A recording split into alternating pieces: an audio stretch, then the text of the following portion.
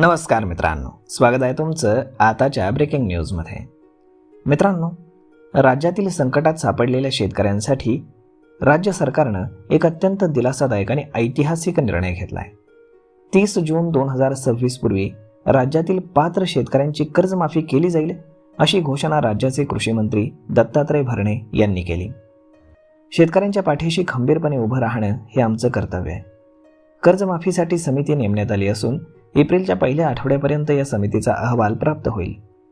त्यानंतर 30 जूनच्या आतमध्ये सर्व प्रक्रिया पूर्ण करून शेतकऱ्यांना कर्जमुक्त केले जाईल असंही कृषी मंत्री भरणे यांनी स्पष्टपणे सांगितलेलं आहे.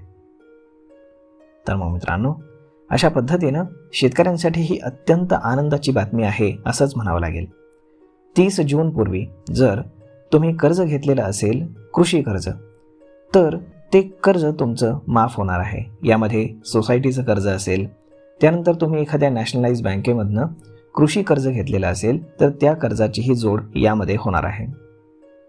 तर मग मित्रांनो, हा व्हिडिओ, ही माहिती तुम्हाला कशी वाटली हे तुम्ही आम्हाला कमेंट करून नक्कीच सांगा. आणि जर आवडली असेल तर आपल्या जवळच्या मित्रमंडळींसोबत देखील हा व्हिडिओ तुम्ही शेअर करायला विसरू नका. धन्यवाद.